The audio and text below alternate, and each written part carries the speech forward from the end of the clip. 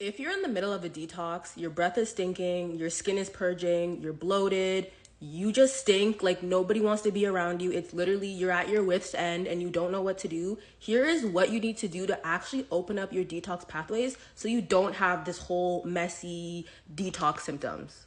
We have to understand that your body naturally goes through a detoxification process, but we need to help our body to open up those detox pathways so we don't have brutal, smelly detox symptoms.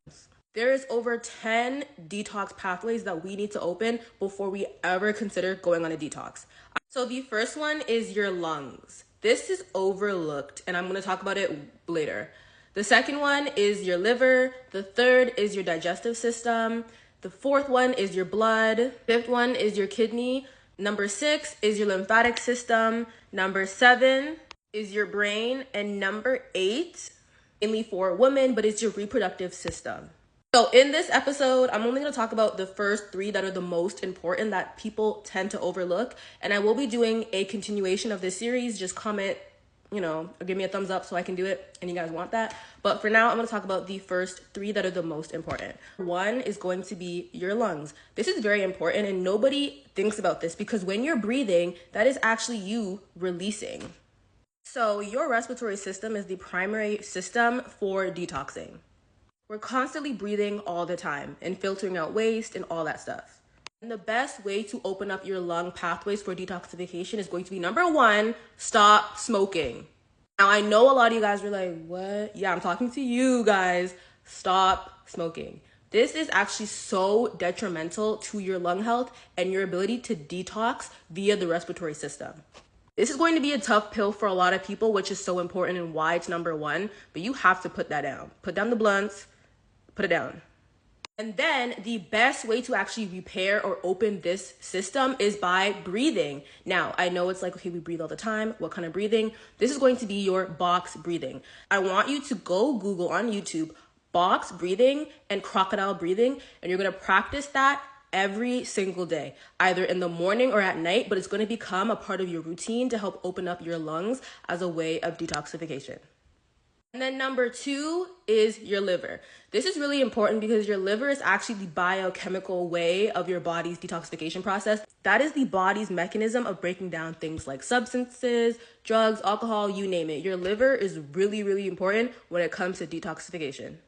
And the thing with your liver is that it's a very recoverable organ. So it's so easy to recover. Just number 1, no drinking. Number 2, no smoking. And most importantly, herbs like dandelion root, milk thistle, red clover will really help detoxify and open up your liver detox pathways. And the third one I want to talk about, which is so important, is your digestive system. Now, I don't know if I mentioned this in the list, but this is so important. So add this to your list because this is so overlooked. Eating is such an emotional thing for a lot of people, and we don't understand that the emotions that arise every time we're eating. A lot of us are eating out of an emotion. Either it's boredom, either it's because you're excited, you got engaged, you're sad, you feel lonely, you just went through a breakup. We are eating because of an emotion. When you feel hungry, it's an emotion. That's why certain foods, certain fast foods, they promote certain colors to make you feel a certain emotion. That is why your gut health should always be prioritized no matter what. Okay? And I have a picture right here of your digestive system because your digestive system ends with pooping. And a lot of us are not pooping after every meal, which means our digestive health is not up to par. If you haven't pooed today, that's a problem. A lot of us are overeating and we're not giving our digestive system time to actually digest the food that we're eating. And also number 2, our food nowadays does not have the same amount of nutrients that, food used to have back in the day. That is why it's so important when you're going through a detox, you don't have processed food. Processed food is the number 1 thing that you want to avoid, especially ultra processed foods like your potato chips, your fries, pretty much anything that comes in a box, you really want to throw that out. Your seed oils, your dairy products. Dairy is a big trigger for a lot of people, so you want to get rid of it completely. Your processed grains, your processed carbs, your complex carbs, you want to get rid of those. So that's your breads, your white flour, your bleached flour. Your wheat and your gluten. You need to get rid of that.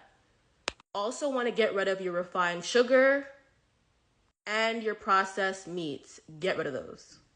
If you can aim for more raw, that's even a bonus. But you want to increase your hydration, super important, either via spring water or with your fruits. Preferably melons. Melons hold the most water content.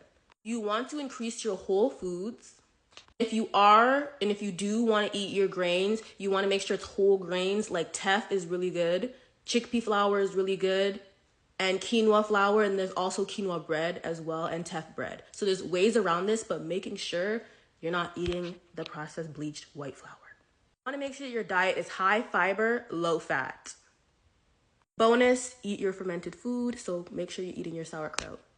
If this video hit for you and you really want to figure out how to get started, comment down below and hit the top of my page to book a call if you're really serious.